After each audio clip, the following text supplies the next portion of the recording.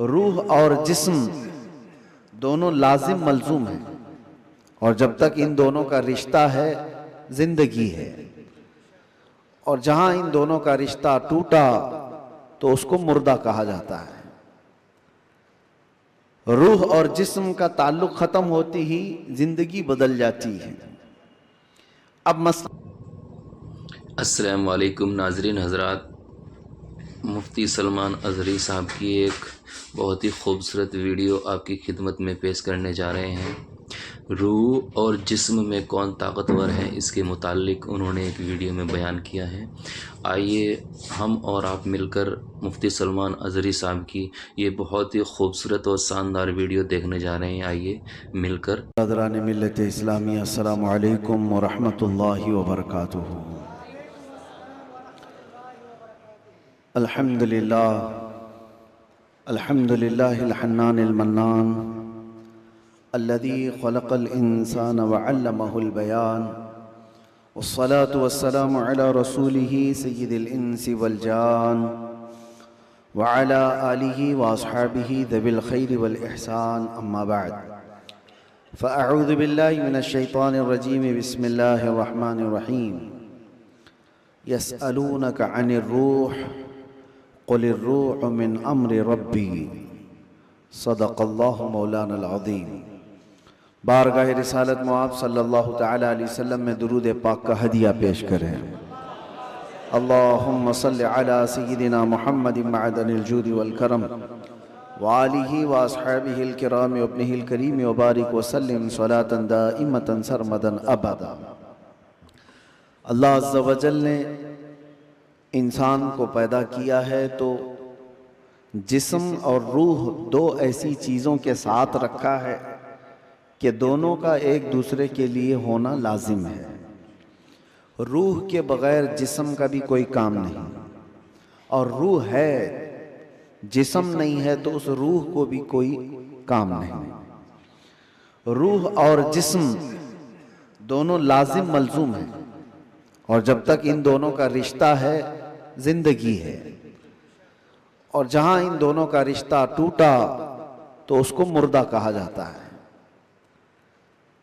रूह और जिस्म का ताल्लुक खत्म होती ही जिंदगी बदल जाती है। अब मसला ये है, रूह और जिस्म में अफजल कौन है, कौन ज्यादा आला है? तो अब ये देखा जाता है।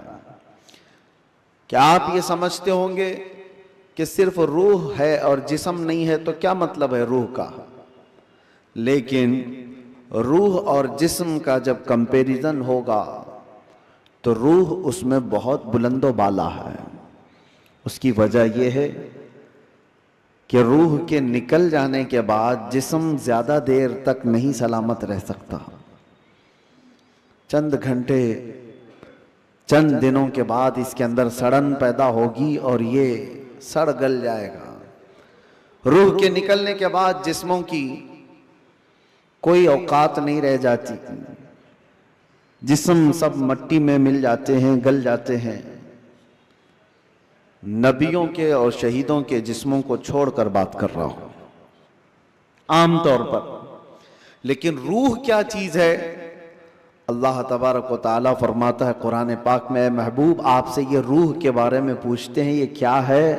आप फरमा दें, रूह अल्लाह के हुक्म का नाम है। रूह अल्लाह का हुक्म है। तो रूह जिसके अंदर मौजूद है उसके सारी चीजें एक्टिव हैं, सब चीजें हरकत कर रही हैं। हत्ता कि आप सुनने की जो ताकत रखते हैं, इसलिए कि रूह आपके जिस्म के अंदर है, और मैं बोल रहा हूं ये ताकत है इसलिए कि रूह अभी मौजूद है। हाथ उठ रहा है, पैर चल रहे हैं, जुबान मजा चख रही है, आंखें झपक रही हैं, ये सारी हरकतें रूह के होने की वजह से हैं। रूह का ताल्लुक खत्म हो जाए तो जिस्म ये सारे हरकतें नहीं कर सकता। अब मैं आपको बता रहा हूं, थोड़ी सी चीजें आप तवज्जो ले लें। रूह जब हमारे जिस्म के अंदर है तो हम क्या क्या कर सकते हैं? और रूह निकल जाने के बाद क्या नहीं कर सकती, ये दिमाग में रखिए आप। एक मुर्दा ना हाथ उठा सकता है, ना पैर उठा सकता है, ना आंख खोल सकता है, ना जुबान से चख सकता है, कुछ नहीं कर सकता। लेकिन रूह होने के वक्त आप भी और हम भी क्या क्या कर सकते हैं। हम अपना हाथ भी उठा सकते हैं, पैर से जहां तक चाहे चल सकते हैं, बोल सकते हैं, सुन सकते हैं, देख सकते हैं, सब है।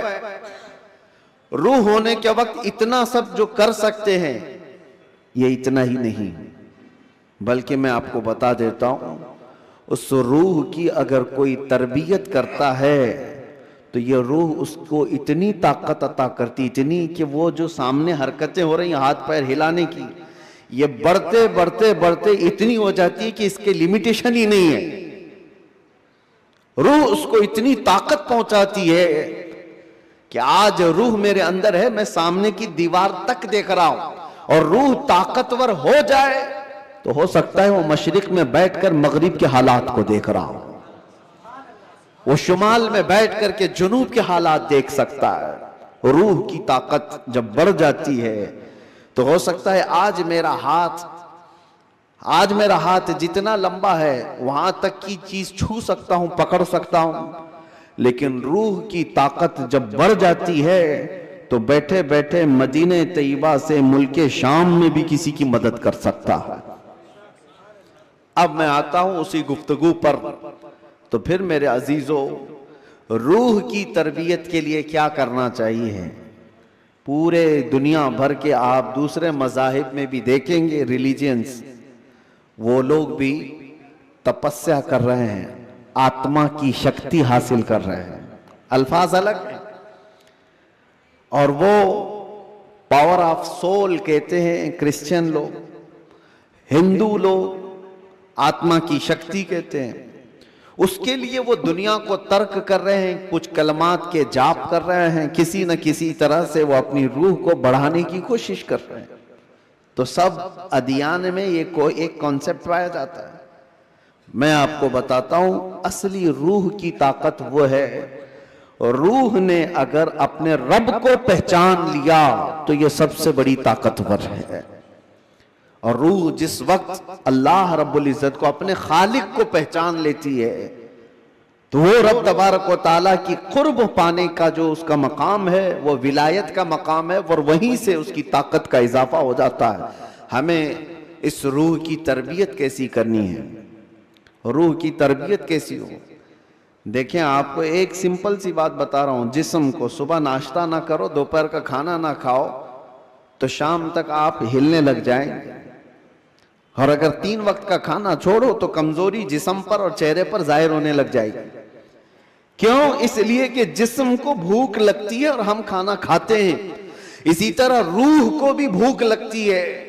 रूह की ग़िज़ा अल्लाह का जिक्र है, जिक्रुल्लाह है। और जब बंदा अल्लाह का जिक्र करता है तो उसकी रूह तरोताजा होती है। और यहां तो बरसों से अल्लाह का जिक्र ही नहीं किया तो किसी की रूह बीमार इतनी हो चुकी है कि उसे कुछ नहीं पता, सिर्फ चलता फिरता एक लाशा है, चलता फिरता एक जिस्म है, रूह तो है मौजूद लेकिन बड़ी कमजोर और बड़ी गरीब। इस रूह को ताकतवर बनाओ अल्लाह के जिक्र से, जिक्रुल्लाह से। अब आपको मैं बताता हूं, जहां ये रूह सलामत होती है, इंसान का जिस्म मर भी जाए तो अल्लाह तबारक व तआला उसकी रूह को इसी तरह बाकी रखता है। रूह बाकी है, मरने के बाद भी इंसान के जिस्म को कब्र में रख दिए जाने के बाद भी रूह बाकी है, रूह बाकी है। और रूह जब तक ताकतवर है वो क्या से क्या कर सकती है। तसर्रुफ अल्लाह तबारक व तआला उसको अता किया है। मौत के बाद भी औलिया कामिलीन की जिंदगियां हम जो देखते हैं वो इसी बुनियाद पर है कि उन्होंने अपनी जिंदगियों में जिस्म से ज्यादा अपनी रूह का ख्याल किया। लोग अपनी बॉडी बनाने के लिए जो मेहनत करते हैं, कोई बात नहीं, कितने कितने घंटों लोग जिम करके अपनी जिस्म को मजबूत बनाना चाहते हैं। ये जिस्म सिर्फ दिखा सकते हैं सामने लोगों को, या किस लिए कि फिट रहने के लिए। कुछ लोग किसी को मुक्का मारने के लिए कर रहे हैं, लेकिन उसका 10% भी अगर रूह की तरबियत पर तवज्जो दी जाए तो मेरे अजीजों ताकत व कुव्वत का यह आलम होगा कि औलिया कामिलीन की सफ में अल्लाह तबारक व तआला आपको वो मकाम अता फरमाए। रूह की ताकत की तरफ तवज्जो। आज पूरी दुनिया इससे दूर भागी हुई है, सारी चीजें, हमारी रूहानियत निकल गई। हम मेटल पर मेहनत कर रहे हैं, हम जिस्मों पर मेहनत कर रहे हैं, हम कपड़ों पर, अपने जाहिर पर मेहनत कर रहे हैं। रूह के लिए जो औलिया कामिलीन के यहाँ तरबियत होती थी वो खाल खाल नजर आ रहे हैं। पहले खानकाहों में, जानते हैं आप, माररा मुतहरा हिंदुस्तान की बहुत बड़ी खानकाह है जहां से आला हजरत भी बैत हुए थे। इमाम अहले सुन्नत मुजद्दिद दीन व मिल्लत जहां से बैत हुए, वो खानकाह सादात की, आले रसूल वहां पर हैं। हजरत शाह हमजा आइनी रदी अल्लाह तआला ने, बड़े पाए के बुजुर्ग हैं, उनके पास लोग आते थे तरबियत हासिल करने के लिए, अपने जिंदगियों को संवारने के लिए, यही रूह की तरबियत के लिए। तो उनको क्या क्या कराया जाता था पता है? सबसे पहली चीज उनकी तरबियत ये होती थी कि जो चीज तुम्हारी जिंदगी में हावी होने की कोशिश कर रही है उससे अपने आप को छुटकारा दिलाना। जो तुम्हारे ऊपर हावी हो रही है, चाहे वो नींद हो या भूख हो या किसी चीज की चाहत हो, अगर हावी हो रही है, गालिब हो रही है, तो उससे नजात हासिल कर लो, तब तुम्हारी रूह पावरफुल होगी। वरना तुम गुलाम बन करके रहोगे, अपनी ख्वाहिशों के गुलाम बन करके रहोगे। अभी मन किया बिरयानी खाने का, भाग कर चले गए, तुम ख्वाहिश के गुलाम हो, तुम जाहिरी चीजों के गुलाम हो। नींद तुम्हें गुलाम बनाकर रखी है, जब वो आई तो तुम तो लंबे हो गए। तुम्हारा कंट्रोल नींद पर नहीं, तुम्हारा कंट्रोल भूख पर नहीं, बल्कि वो चीजें तुम पर कंट्रोल रखी हुई हैं। तो समझ लो कि तुम कमजोर आदमी हो, तुम कमजोर हो, तुम्हारी रूह वो ताकत नहीं रखती, तुम मजबूर हो। औलिया कामिलीन को इसके बरअक्स तरबियत दी जाती थी। भूख पर कंट्रोल, ख्वाहिशात नफसानिया पर कंट्रोल और नींद पर कंट्रोल। हत्ता कि मैं आपको बताऊं, हजरत शाह मीना रहमतुल्लाह ताला अलैह लखनऊ के बहुत बड़े बुजुर्ग हैं, वो जब रात को इबादत के लिए खड़े होते, इंसानी फितरत का तकाजा है कि नींद तो आती है, लेकिन वो ये चाहते थे कि नींद इंसान की जरूरत है, उसको भी मैं अपने ऊपर गालिब होने नहीं दूंगा। मैं जब चाहूं सो जाऊं, लेकिन नींद जब चाहे तब मुझे ना सुलाए। नींद मेरी हाकिम नहीं, मैं उस पर हाकिम हूं। आपने क्या किया जानते हैं? रात को इबादत के लिए रोजाना खड़े हो जाते थे। एक दिन ऐसा हुआ कि झपकी आ गई और गिर गए। इसका इनको इतना अफसोस हुआ कि इबादत में नींद ने मुझे अपना गुलाम बना दिया। अल्लाह रब्बुल इज्जत की इबादत से मुझे नींद ने धोखा ऐसा दे दिया कि मैं गिर गया, उसका गुलाम हो गया। उसके बाद से रात को जब खड़े होते थे तो नमक में सलाई डालकर अपनी आंखों पे सुरमा लगाते थे, नमक का सुरमा लगाते। आम सी बात नहीं, सुनने में आपको आसान लग रहा हो, नमक के 2 तिनके भी अगर आंख में चले जाएं तो क्या हालत करते हैं।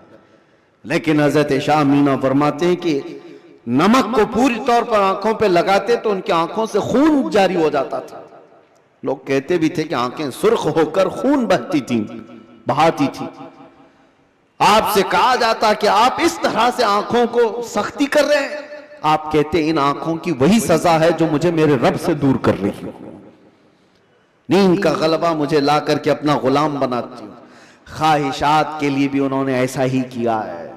अपने ख्वाहिशात पर कंट्रोल जब तक आदमी नहीं करता, उसकी रूह ताकतवर नहीं है, उसकी रूह कोई ताकत नहीं रखती, वो कमजोर आदमी है।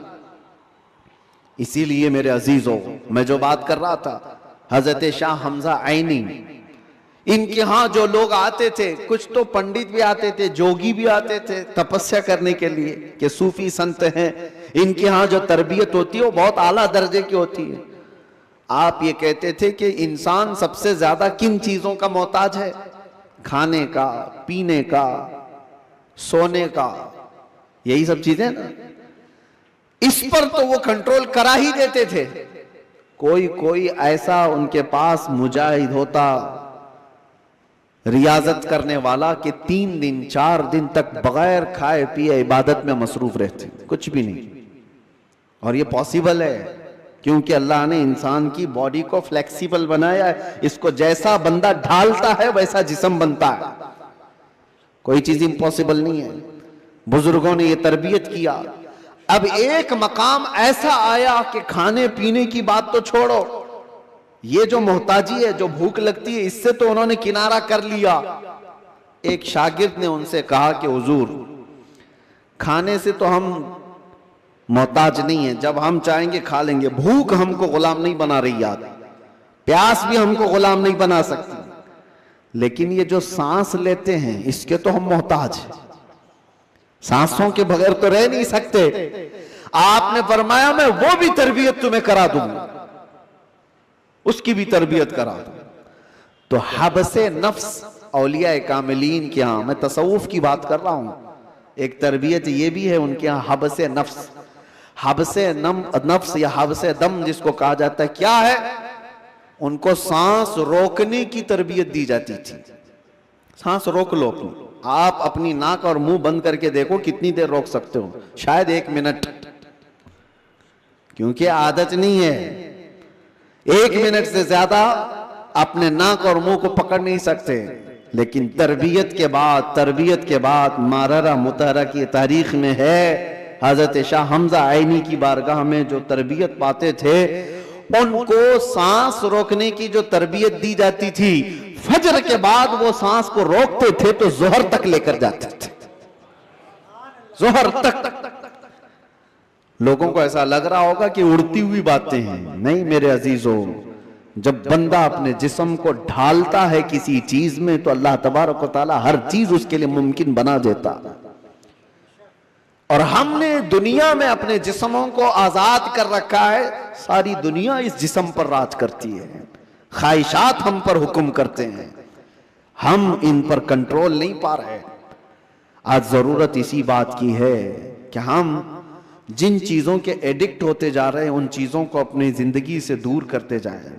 कोई ख्वाहिशात ऐसी हैं जो मेरे ऊपर हावी हो रही हों, उन ख्वाहिशात से अपने दामन को छुड़ाने की कोशिश करें। और यही तरबियत बारगाह मुस्तफ़ा सल्लल्लाहु अलैहि वसल्लम की थी।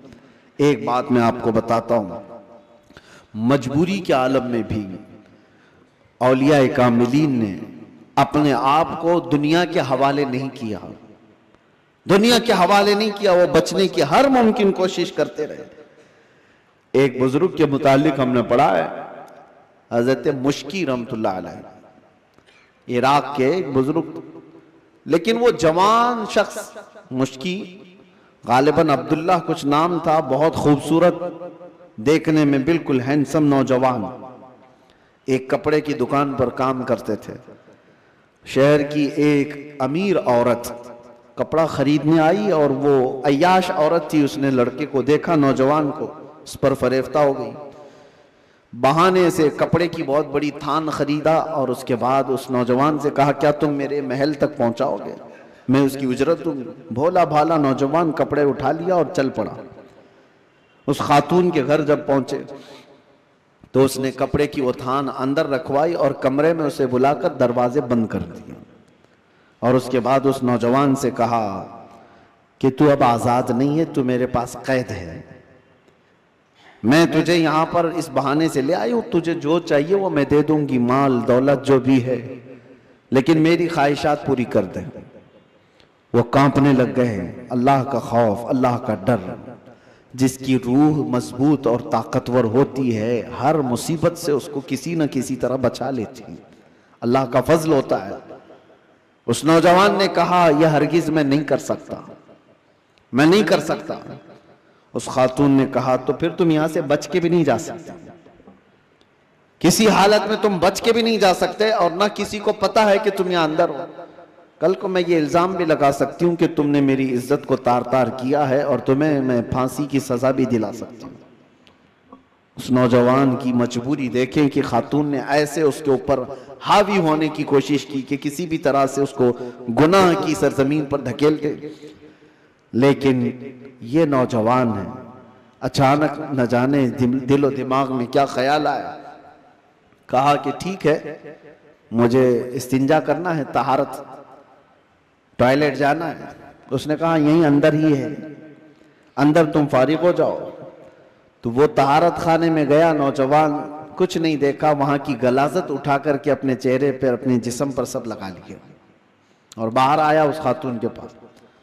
उस औरत ने देखा कि बदबू और ये गलाजत ये जिस्म पर, वो चीख मारकर दरवाजे खोलती है कि कोई पागल आया, इसको घर से निकालो, जल्दी यहां से निकालो इसको। तो सारे लोगों ने पकड़ करके इनको निकाल दिया कि पागल नौजवान घर के अंदर कैसे घुस आया। इनको इसकी नहीं पड़ी थी कि मुझे लोग पागल कहें, लोग मेरी बदबू को देखें, लोग मुझे गलाजत मला हुआ शख्स कहें, कुछ फिक्र नहीं थी। और नौजवान वहां से निकला और रास्ते में एक कुएं में जाकर उसने गुस्ल किया। रिवायत में मौजूद है उसके बाद से हर दिन उनके जिस्म से मुश्क की खुशबू आती थी। अल्लाह तबारक व तआला के लिए जब बंदा अपने जिस्म को बचा लेता है तो रब तबारक व तआला उसको हमेशा के लिए महफूज कर देता है या खुशबूदार कर देता है। यह बात मैं इसलिए अर्ज कर रहा हूं कि जिन लोगों ने ख्वाहिशात पर कंट्रोल पा लिया, वो थोड़ी देर की तकलीफ तो हो सकती है, लेकिन हमेशा के लिए अल्लाह अज़्ज़ व जल ऐसी इज्जत बख्शता है कि आप उसको गुमान भी नहीं कर सकते, गुमान भी नहीं कर सकते। आज हमारे रूहों की तरबियत की जरूरत है, जिस्म से ज्यादा रूह की तरबियत करो। और जिसकी रूह गलीज हो गई है, उस रूह का लोगों के दरमियान रहना एक मुर्दे की तरह है, मुर्दे की तरह है। इसीलिए मैंने देखा है, तारीख में आपको पता है, हजरत साबिर कलियरी रहमतुल्लाह ताला अलैह के मुतालिक आपने सुना होगा क्या आपसे आपके मुरीद ने पूछा था कि फना और बका क्या चीज है, तो आपने फरमाया था कि मैं तुमको बाद में बताऊंगा। फना और बका, फना का मतलब खत्म हो गया, बका का मतलब बाकी रहने वाला। तो आपका इंतकाल हुआ, आपका गुस्ल कफन सब करके जनाजे के लिए रखा गया, तो कौन आगे बढ़े नमाज पढ़ाने के लिए? सफ़ें लगी हुई थी, हजारों की तादाद में लोग मौजूद थे। एक घुड़सवार आए, चेहरे पर कपड़ा पड़ा था, सीधे वो इमामत के आगे बढ़ गए, नमाज पढ़ा लिया। सारे लोग उनके पीछे नमाज भी पढ़ ली, किसी ने पूछा नहीं। और वो आए हुए बुजुर्ग नमाज जनाजा पढ़ाकर निकल रहे थे, तो उनके वो मुरीद खास जो साबिर कलेरी के थे, उन्होंने उनको पकड़ा और पूछा आप कौन है? हमारे पीरो मुर्शिद की नमाज जनाजा पढ़ाने वाले आप कौन है? अचानक आए और पढ़ाकर जा रहे हैं। कपड़ा उन्होंने चेहरे से हटाया तो वो साबिर कलियरी ही थे, साबिर अलाउद्दीन कलियरी। हो सकता है आज के मॉडर्न जमाने में लोग इसको कहानी से ताबीर दें। आपने फरमाया तुमने मुझसे सवाल किया था ना फना और बका क्या चीज है, वो जनाजे में जो है वो फना है और ये तेरे सामने है ये बका। जिसने रूह की तरबियत की अपनी जिंदगी में, अल्लाह ताला मौत के बाद भी उसे तसर्रुफ अता करता है, उसे तसर्रुफ अता करता है। सही रिवायात में मौजूद है कि जिसने अपनी रूह को अल्लाह और उसके रसूल के हवाले किया, अल्लाह उसकी जिस्म की भी हिफाजत करता है, सिर्फ रूह की नहीं जिस्म की भी।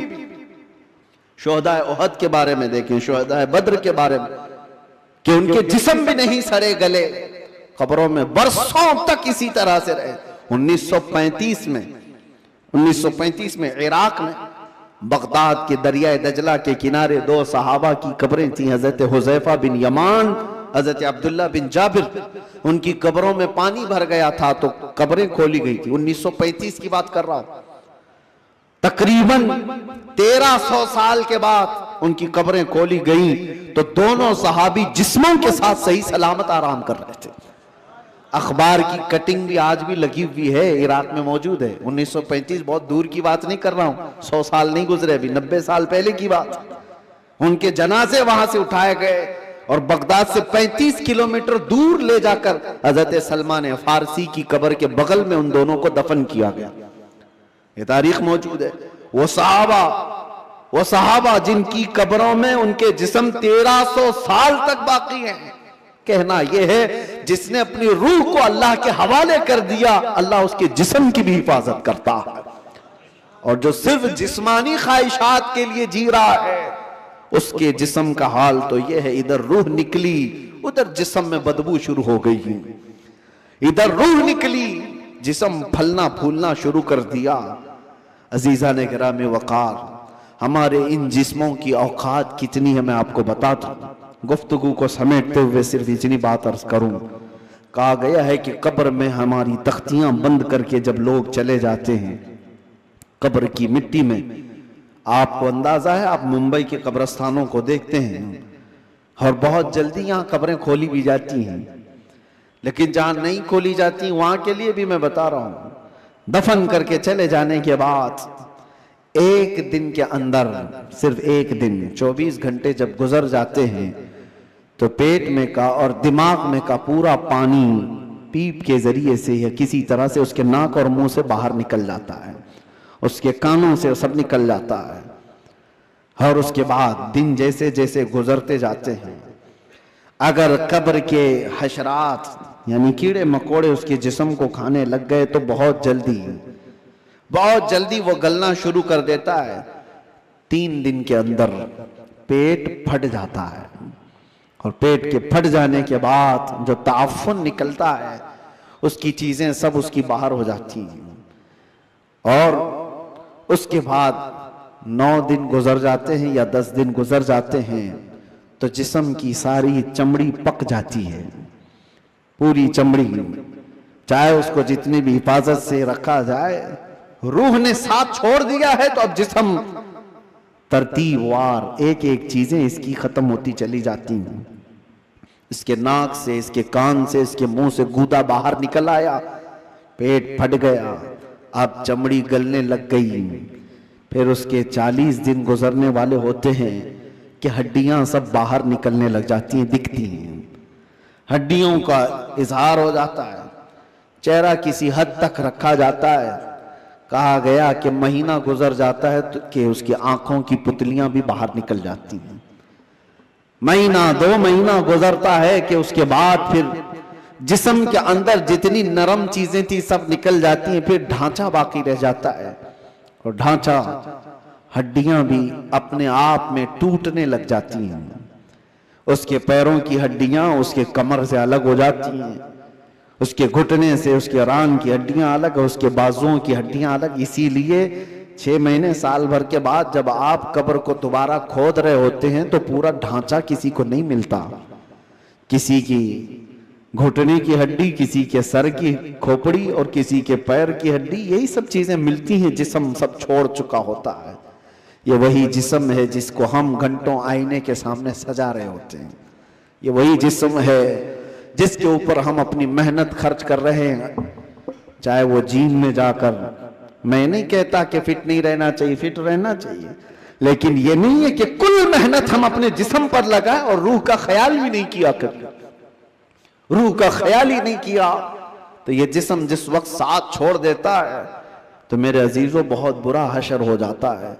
मौला अली करमल्लाहु वजहुल करीम एक बार कब्रस्तान तशरीफ ले गए, कब्रों को सलाम किया, सलाम अलैकुम या अहलल कबूर, और उसके बाद वो मौला कायनात हैं, कब्र वालों से यूं कहते हैं कैफ अहवालुकुम या अहलल कबूर, ऐ कब्रों वाले तुम्हारे हालतें क्या हैं।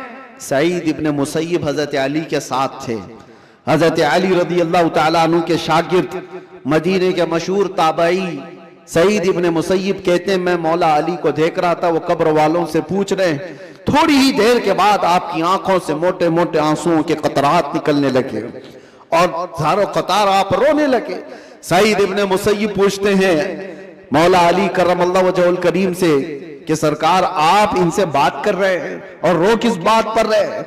मौला अली ने फरमाया मैंने इनसे सिर्फ इतना पूछा कि तुम्हारी हालतें क्या हैं, तो कब्र वालों ने मुझे जवाब दिया ए अली हमारी क्या हालतें पूछते हो, उस चेहरे को रब तबारक व तआला ने बिच्छुओं की ग़िज़ा बना दिया है जिसको हम सजाया करते थे, उन बालों को जिनमें हम कंगा करते थे पीप निकल आया है, कीड़े खींच रहे हैं, हमारी उन आंखों को आज खीरा कर दिया गया है, इन आंखों को सियाह कर दिया गया है, हमारे वो बाजू जिस पर हमें बड़ा नाज था, हम आज हिला भी नहीं पाते और इनको बड़ी मजबूती के साथ तोड़ दिया गया है, खत्म कर दिया गया है। हजरत अली करमल्लाहु वजहुल करीम सईद इब्ने मुसय्यब से कहते हैं, कब्र वालों के ये जवाब सुनकर बताओ क्या मैं मुस्कुरा सकता हूं, क्या मैं हंस सकता हूं? तो फिर अल्लाह का खौफ है कि मैं ज़ारो कतार रो पड़ा। मेरे अजीजों, हम सब भी उसी मंजिल के राही हैं, हम भी उसी आखिरी मकान के मुसाफिर हैं जहां हम सबके साथ ये होना है। इसलिए जब तक रब तबारक व तआला ने हमारे जिस्म में रूह बाकी रखा है, इस रूह की तवज्जो करो, इसकी तरबियत करो, वरना वक्त गुजर जाने के बाद कुरान पाक में है, कई ऐसे लोग हैं जो कहते हैं रब तआला से, क्या कहते हैं? लौ कुन्ना नुरद्दु, ऐ अल्लाह अगर काश एक बार हमको तू लौटा दे, कुन्ना नअमल, हम बहुत अच्छा अमल करेंगे, अमलन सालिहा, हम नेक बन करके आएंगे। लौ नुरद्दु, हम लौटा दिए जाएं, अगर एक बार हमें दोबारा दुनिया में भेज दे, हम पक्के मोमिन बन करके आएंगे, हम नेक इबादतगार बन करके आएंगे। रब ताला फरमाता है, कल्ला, हरगिज नहीं, जो वक्त था वो बीत चुका, अब अमल का वक्त नहीं, अब सिर्फ हिसाब का वक्त है, अब सिर्फ हिसाब का वक्त है। इसीलिए अरबी में एक मकौला मैं पढ़ता था अपने तालिब इल्मी के जमाने में, मैंने तो अपने सिराने पर उसको लगाया हुआ था, हासिबू क़ब्ल अन तुहासबू, अपना हिसाब पहले पूरा कर लो, इससे पहले कि तुम्हारा हिसाब लिया जाए। अपना कैलकुलेशन पूरा करेक्ट करके रख लो कि इससे पहले कि तुम्हारा हिसाब लिया जाए। अजीजा निगरामी, आज हमारी जिंदगियां ऐसी हैं, हम इनकम टैक्स के डर से तो अपना हिसाब पूरा सही करने की कोशिश तो करते हैं, सीए को दे दिया, उसको दे दिया, सबसे पूछताछ करके कि कहीं कोई लूप होल्स ना रह जाए ताकि हम पकड़ में ना आए। बैंकों के मामलात सही कर रहे हैं कि कहीं हम ईडी के छापे में ना आ जाए, इनकम टैक्स के छापे में ना आ जाए। ये ज्यादा से ज्यादा तुम्हें क्या कर सकते हैं, इस जिंदगी में ही तो सजा दे सकते हैं, लेकिन इनको छुपा भी सकते हो अपने मामलात। सीए तुम्हें छोटे रास्ते भी बताता है और अलग शॉर्ट रास्ते भी बताता है, लेकिन उस रब्बुल आलमीन की बारगाह में तुम कोई हीला बहाना नहीं कर सकते। यअलमु खाइनतल अयुनि व मा तुख्फी सुदूर, वो तुम्हारी आंखों की खयानत को भी देख रहा है और दिल में छुपे हुए हालात को भी देख रहा है। उसके दरबार में क्या छुपा सकते हो? और जो फरिश्ते तुम्हें कब्र में पूछने आएंगे वो रिश्वत भी नहीं लेते हैं, वो किसी के बारे में सिफारिश को कबूल भी नहीं करते। उनका हाल तो ये है, जितना रब ने उनको हुक्म दिया वो पूरा करके ही रहते हैं। अगर फरिश्ता रिश्वत लेने वाला होता तो कितने तो मालदार पैसे देकर इजराइल अलैहिस्सलाम से जान तो बचा लेते, अपनी रूह निकाले जाने से बचा तो लेते। जहां बंदा डॉक्टरों को पैसे देता है, मलकुल मौत को भी तो दे सकता था, लेकिन पूरी दुनिया को ये मालूम है कि ये फरिश्ता रिश्वत नहीं लेता, ना ही ये किसी को एक मिनट आगे पीछे होने देता है। जब ये सारे मामला तय हैं और सबको मालूम है, तो आओ मेरे अजीजों, उस बारगाह मुस्तफ़ा सल्लल्लाहु अलैहि वसल्लम में, जहां मेरे आका सल्लल्लाहु ताला अलैहि वसल्लम ने इंसानों की तरबियत फरमाई, उनकी रूह की तरबियत फरमाई। वो कौन थे जो सहाबा बने? शराब की जिंदगियां उनकी भी थी, जुए की जिंदगियां उनकी भी थी, बच्चियों को पैदा होते ही गर्दन मरोड़ करके मार देने वाली जिंदगियां उनकी भी थी, माँ और बहनों को बाजारों में नीलाम कर दिया जाता था, अरब की यह जिंदगी थी। लेकिन एक अरब ने आदमी का बोलबाला कर दिया, खाक के जर्रों को हमदोशे सुरैया कर दिया, खुद न थे जो राह पर औरों के हादी बन गए, क्या नजर थी जिसने मुर्दों को मसीहा कर दिया। मेरे आका सल्लल्लाहु ताला अलैहि वसल्लम ने फिर उनको किस मकाम पर पहुंचाया? ये वो अरब के बद्दू लोग थे जिनको दुनिया वहशी कहती थी, मगर मेरे मुस्तफा सल्लल्लाहु अलैहि वसल्लम की तरबियत में आए तो फिर मकाम ये बना, असहाबी का नजूम। खुद मेरे आका ने फरमाया, मेरे सहाबा सितारों की मानिंद है, जिसकी भी पैरवी करोगे हिदायत पा जाओगे। उनको बुलंद मकाम हुआ था किया कि चांद भी उनको देखे तो रश्क करे। वो मकाम मेरे आका की उस जलोत खाने में, उस खलवत कदे में हुआ है। इसीलिए दुनिया की यूनिवर्सिटियां, दुनिया के स्कूल जिस्म तो बना सकते हैं और मदीने का दरबार तुम्हारी रूह को बनाता है। रूह को बनाता है। बारगाह मुस्तफ़ा सल्लल्लाहु अलैहि वसल्लम में हम अपने आप को सरेंडर करें। और इसीलिए मेरे आका ने फरमाया ला युमिनु अहदुकुम हत्ता यकून हवाहु तबअन लिमा जितु बिही। उस वक्त तक तुम में से कोई भी मोमिन नहीं हो सकता जब तक अपनी ख्वाहिशात को मेरी मर्जी के मुताबिक ना बनाते। जब तक आप अपनी ख्वाहिशात को रसूलुल्लाह की मर्जी के मुताबिक नहीं करते तब तक तो पक्के मोमिन भी नहीं हैं। इसीलिए आज ये अहद करो कि हमारा जीना मरना हुजूर की मर्जी के मुताबिक होगा। हुजूर पाक की मर्जी के मुताबिक हो तो फिर रूह भी ताकतवर होगी। इसीलिए मेरे मुर्शिद ने कहा जिंदगी ये नहीं किसी की किसी के लिए, जिंदगी है नबी की नबी के लिए। अरे ना समझ मरते हैं जिंदगी के लिए, जीना मरना है सब कुछ नबी के लिए। या रसूल अल्लाह दहन में जुबान तुम्हारे लिए, बदन में है जान तुम्हारे लिए। हम आए यहाँ तुम्हारे लिए और उठे भी वहां तुम्हारे लिए। जब बंदे का ये अकीदा बन जाए तो फिर देखो उसकी जिंदगी में इनकलाब कैसे आता है। रब तबारक व तआला हम सबको हमारे कमजोर जिस्मों से नजात अता कर मजबूत रूहानी ताकत अता फरमाए। मौला करीम हमारी आंखों में नूरे मुस्तफा अता फरमाए, हमारे दिल को वसवसों से महफूज फरमाए, हमारे बाजुओं में कुव्वत हैदरी अता फरमाए। मौला करीम इस पूरी उम्मत को इस्लाह की तौफीक अता फरमाए। रब्बल आलमीन हमारे दरमियान सलाहुद्दीन पैदा फरमा, हमारे दरमियान खालिद इब्ने वलीद के नक्शे कदम पर चलने वाला जवान अता फरमा, सहाबा का सच्चा शहदाई अता फरमा, गौसो ख्वाजा का गुलाम हमारे खानदानों में अता फरमा। रब्बल आलमीन हमारी जुमा को कबूल फरमा, हाजिरीन के सजदों में लज्जतें अता फरमा। व आखिर दावाना अनिल हम्दुलिल्लाहि रब्बिल आलमीन। अस्सलामु अलैकुम। दीन फैलाना हर एक मुसलमान का काम है। अस्सलाम वालेकुम। तो दोस्तों ये वीडियो आपको कैसी लगी कमेंट करके ज़रूर बताइएगा। और ऐसी ऐसी वीडियो देखने के लिए हमारे चैनल अमजद भाई 001 इसको सब्सक्राइब कर लीजिएगा, लाइक कीजिएगा और अपने दोस्तों में अहल वयाल में शेयर कीजिएगा। मिलते हैं अगली वीडियो में। अस्सलाम वालेकुम, तब तक अपना ख्याल रखिएगा।